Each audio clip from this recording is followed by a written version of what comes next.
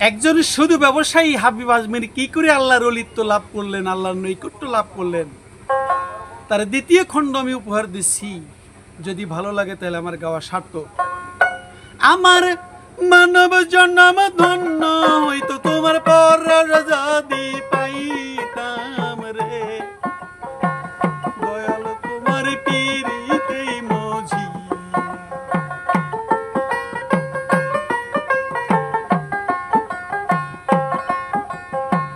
জীবন ভর সুদের ব্যবসা তিনি যে করিয়া, আজকে তিনি হাসান বশির উসিলায় গেছেন ওলি হইয়া। একদিন একজন স্ত্রী লোক এসে তার খেদমতে আরজ করলো, হে হাবিব আজমি হুজুর, তোমার কাছে কই আমার একটা ছেলে হারিয়ে গেছে হুজুর, খুঁজে পাবো কই রে।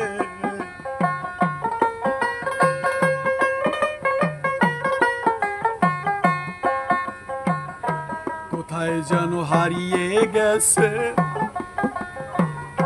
আমার ছেলে, খুঁজে পাই না। আপনি আল্লাহর ওলি হুজুর, একটু দেন না রে কইয়া। আপনার অন্তর চক্ষু দিয়া দেখলে যাইতে পারে পাওয়া। তার শোকে, ছেলের শোকে আমি পাগলিনী গেছি রে হইয়া। আল্লাহর রাস্তে আমায় সাহায্য করুন, ওগো হাবিবে আজমির তোমায় যাই কইয়া। জানো আপনার দুয়ার বরকতে আমার ছেলেটি বাড়ি আসে ফিরিয়া রে।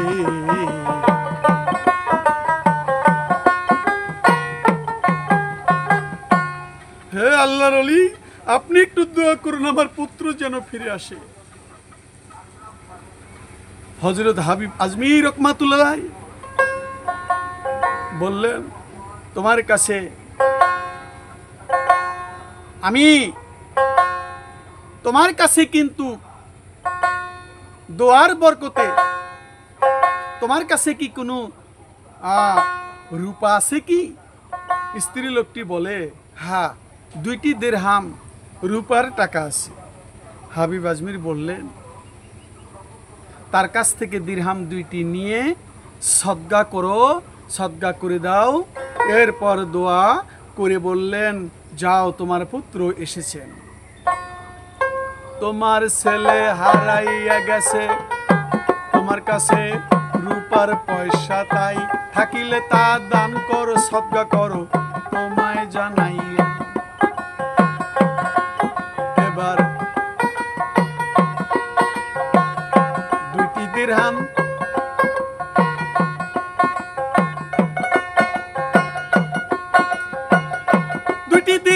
দান করিল রে, তোমাদের যাই কইয়া। দোয়া করলেন হাবিব আজমির স্ত্রী লোকটিকে কয় ডাকিয়া, যাও তোমার পুত্র এসে গেছে। এবার মায়ে তখন দৌড়াইয়া ঘরে পৌঁছিতে না পৌঁছিতে দেখে তার ছেলে ঘরে হাজিরি আল্লাহ রহমতে।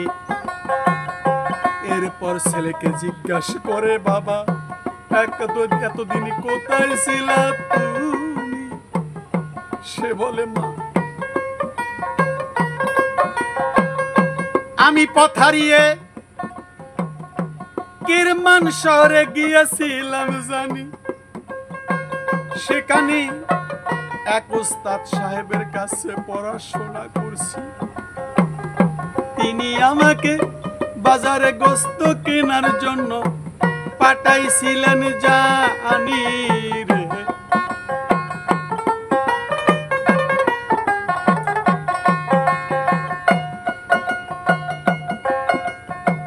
বাজারে গোস্ত কেনার জন্য পাঠাইলো আমার সেই ওস্তাদজি। এই যে আমাকে বাজারে গোস্ত কেনার জন্য আমি গেলাম, পাঠাইলেন যে যখনই আমি গোস্ত নিয়া বাড়ির ফিরারি সময় এক প্রবল ঘূর্ণি বায়ু শুরু হইল তোমাকে জানাই, আমাকে উড়িয়ে এনে এখানে রেখে দিল ওই ঘূর্ণি ঝড়ে। এতটুকু আগে আমি শুনেছি কেউ বলছে হে বাতাস তাই যে হযরত হাবিব আজমির সদকা ও দোয়ার বরকতে ছেলেটিকে তার বাসস্থানে পৌঁছিয়ে দাও যে।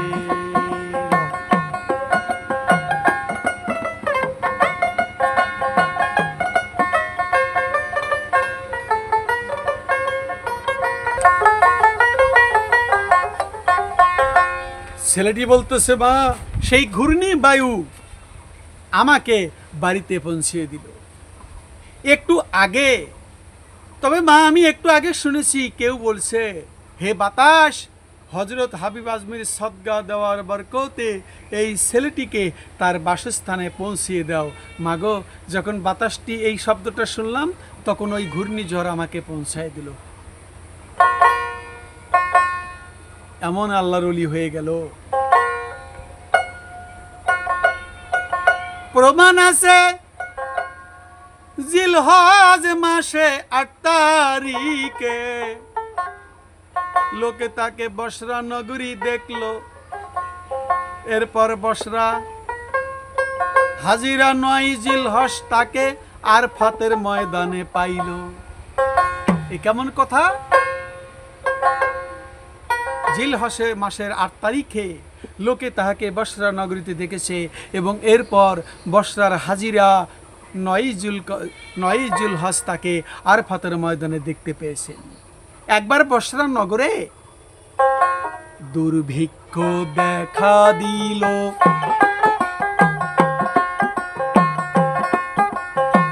সবাতে যাই কইয়া হযরত হাবিব আজমি রহমাতুল্লাহ বহু টাকা পয়সা খাদ্যদ্রব্য দিয়া বাকি মূল্য খরিদি করিয়া গরিব দুঃখীদেরকে দিল। নিজের মুদ্রার এই যে থলিটি শিয়রের নিচেই রেখে দিল। খাদ্যের মালিকেরা যখন বাকি টাকা চাইতো তখন তিনি থলটি বের করে এইবার আনিত। প্রত্যেকবারেই তিনি থলটি প্রয়োজন মাফিক এবার তাই মুদ্রায় পরিপূর্ণ পেতেন। এবার পাওনাদারের প্রাপ্য দিয়া দিত বিদায়। একটি মুদ্রাও কম হইত না, একটি মুদ্রাও অবশিষ্ট আর থাকিত না রে।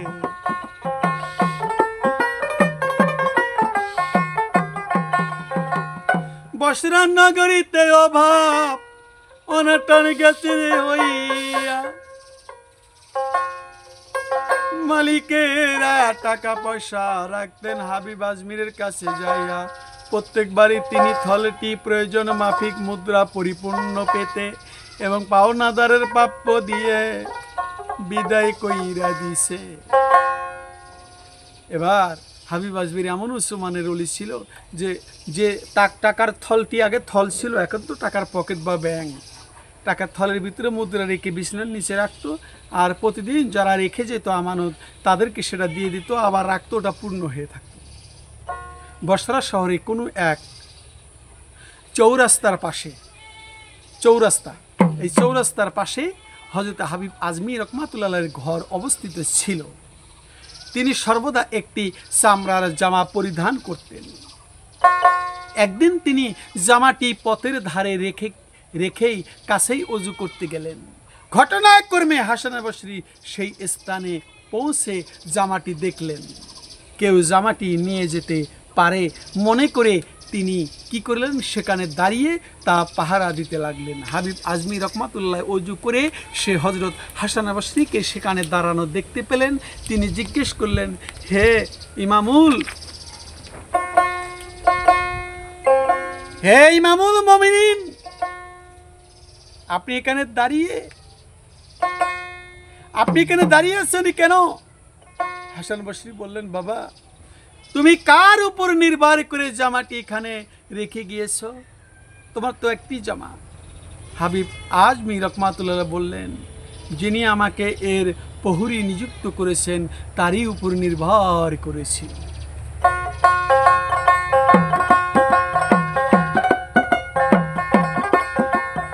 একদিন হাসান বসরি হাবিব আজমিরের কাছে গমন করিল রে।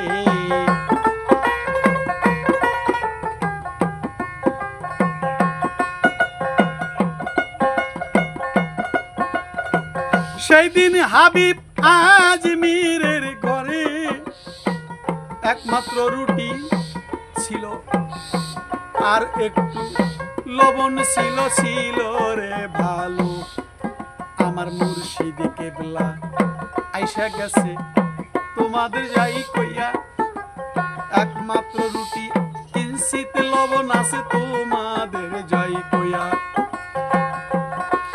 তাই তিনি হাসান বসরির সামনে দিলেন হাজির করিয়া। হাসান বসরির সম্মুখে থেকে দুটি লবণ নিয়া ভিক্ষুকে দান কইরা দিল রে।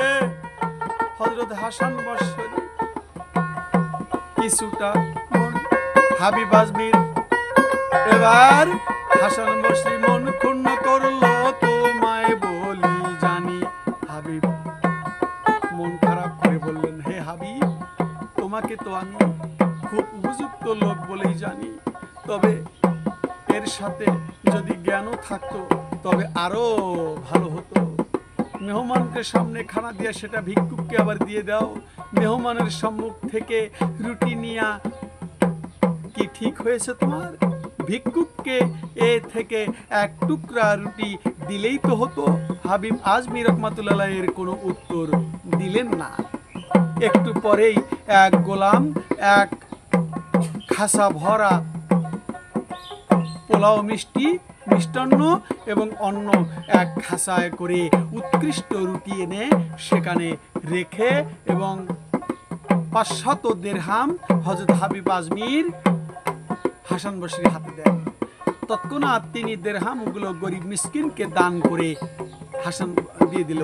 হাসান বসরি খাদ্যদ্রব্য আহার করলেন। এরপর হযরতে হাসানকে বললেন, হযরত, এটাতে কোনো সন্দেহের অবকাশ নেই যে আপনি বিখ্যাত এবং উন্নত শ্রেণীর ওলি।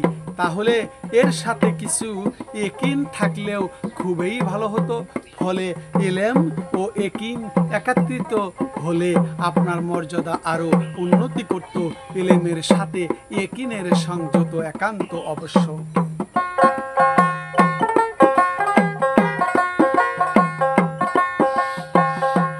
একদিন মাগরিবের সময় হঠাৎ হাসান বসরি হাবিব আজমির দুইজনায় ইবাদতখানায় গিয়া উপস্থিত হইলেন গুরু শিষ্য। তখন হাবিব আজমি একামত দিল, নামাজ আরম্ভ করলেন দুইজন। তোমাদের যাই কইয়া হযরত হাসান বসরি নামাজে শরীক হওয়ার উদ্দেশ্য যাইয়া ভিতরে প্রবেশ করে শুনতে পেলেন তিনি বলছেন, এই অশুদ্ধ কিরাত শুনে তিনি হাবিব আজমিরের পিছনে ইক্তেদা করলেন। মাঝে একটু পিছনে সরে গিয়া একাকী নামাজ পড়িলেন। তখন কেননা তিনি মনে করছিলেন এইরূপ অশুদ্ধ কিরাত পাঠকারীর ইমামের পিছনে নামাজ হবে না। সেই রাতে তিনি স্বপ্নে দেখলেন আল্লাহ। স্বপ্ন যুগে আল্লাহকে বললে, হে মাবুদ, কিসে আপনি খুশি হন? আল্লাহ পাক বললেন, হাসান, আমার সন্তোষ তুমি লাভ করেছিলে, তার অপমান করছো কেন জানি। একদিন মাগরিবের সময় হঠাৎ হযরত হাসান বসরি রহমাতুল্লাহ আলাইহি হাবিব আজমিরের ইবাদতখানায় গিয়ে উপস্থিত হলেন। তখন একামত বলে নামাজ আরম্ভ করছিলেন হাবিব আজমির। হযরত হাসান বসরি নামাজে শরিক হওয়ার উদ্দেশ্যে ভিতরে প্রবেশ করতেই শুনতে পেলেন ভুল কেরাত, অশুদ্ধ কেরাত। এই অশুদ্ধ কেরাত শুনে তিনি হাবিব আজমিরের পিছনে ইক্তেদা করলেন না, একটু পিছনে সরে গিয়া একাকী নামাজ পড়লেন। কেননা তিনি মনে করছিলেন এইরূপ অশুদ্ধ কেরাত পাঠকারী ইমামের পিছনে ইক্তেদা শুদ্ধ হবে না। সেই রাতেই তিনি স্বপ্ন যুগে আল্লাহকে বললেন, হে মাবুদ, কিসে আপনি খুশি হলেন? আল্লাহ পাক বললেন, হে হাসান বসরি, আমার সন্তুষ্ট তুমি লাভ করেছিলে, কিন্তু তাকে অপমান করেছ। হযরত হাসান বসরি সঙ্গে সঙ্গে ভুল বুঝতে পারল। যাও,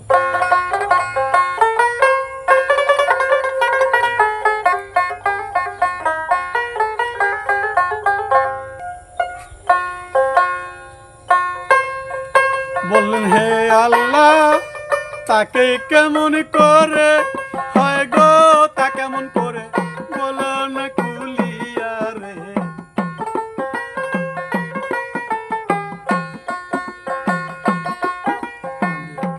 আল্লাহ পাক বলে, হাবিবের পিছনে নামাজ না পড়ার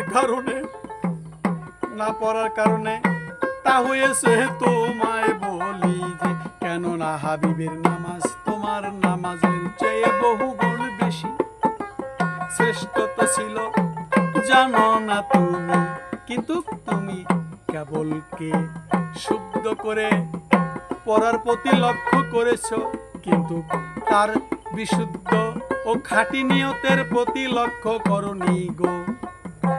জিহ্বা শুদ্ধ উচ্চারণ এবং মনের শুদ্ধ খাঁটি নিয়তের মধ্যে আকাশ পাতাল পার্থক্য রয়েছে জানি। স্বপ্নের মধ্যে আল্লাহ পাক বলল, আমার হাবিবের নামাজের কেরাতের ভুল ধরলে তার জিহ্বাটা সত্য, তার অন্তরটা সত্য, ভাষায় তার ভুল হইতে পারে, আমি আল্লাহ সন্তুষ্ট আছি। এমন আল্লাহর ওলি ছিল। মনে হয় হাসান বসরির চেয়েও হাবিব আজমির যে মুরিদ, তার মান মর্যাদা আল্লাহর কাছে আরো বেশি হয়ে গেল। তৎকালীন ইরানে গভর্নর হাজ্জাজ ইবনে ইউসুফ সাকিফির জুলুমের ভয়ে একেবারেই হাসান বসরি হাবিব আজমিরের ইবাদতখানায় এসে প্রবেশ করল।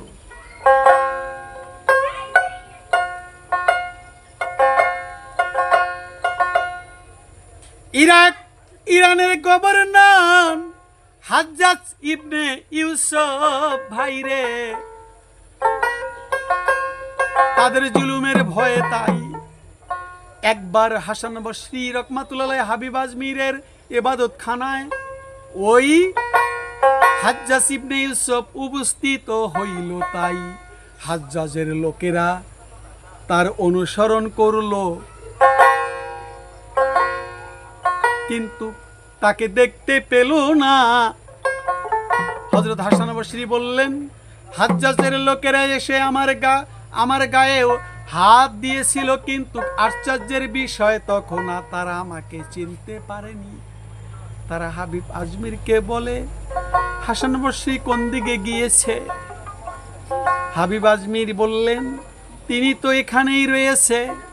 অবশেষে তারা হাবিব আজমিরকে বলে, জনাব, হাজ্জাজ ইবনে ইউসুফ আপনাদের সাথে দুর্ব্যবহার করেছে সত্য, কিন্তু আপনারা এর আজমিকে বলে জনাব উপযুক্ত বটে, কেননা আপনারা মিথ্যা বলছেন।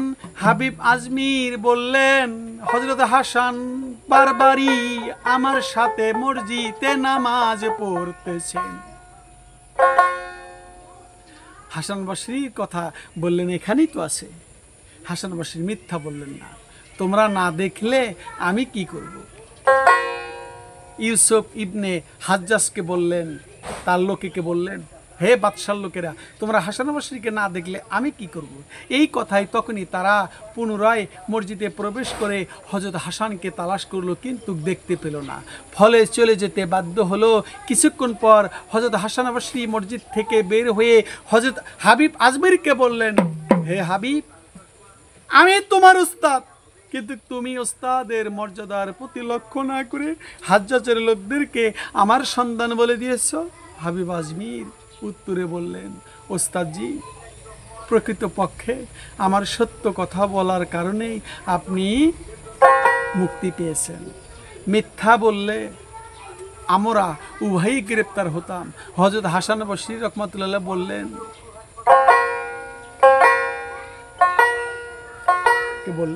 হুজুর, আমি দুবার আয়াতুল কুরসি দরবেশ আদর দুইবার আয়াতুল কুরসি পাঠ করেছি, 10 বার দোয়া করেছিলাম 10 বার যে হে আল্লাহ, আমি হাসান বসরিকে আপনার হাতে সুপর্দ করলাম, আপনি তাকে রক্ষা করুন। দেখেছেন কি খেলা খেলেছেন? আমার সত্য কথা বলার কারণেই আপনি মুক্ত পেয়েছেন। মিথ্যা বললে আমরা উভয়ই গ্রেপ্তার হতাম। হাসান বসরি বললেন,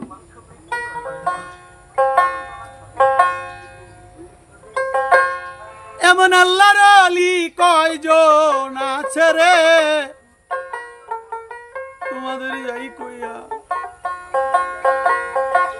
ধীরে ধীরে কাহিনী আমি যাইতেছি কইয়া। দোয়া পাঠ করলাম, আয়াতুল কুরসি 10 বার পাঠ করলাম, আরো বললাম হাসান বসরিকে আল্লাহর হাতে সুপর্দ করলাম। ধীরে ধীরে কাহিনী 3য় খণ্ড পরে উপহার যে দিতাম।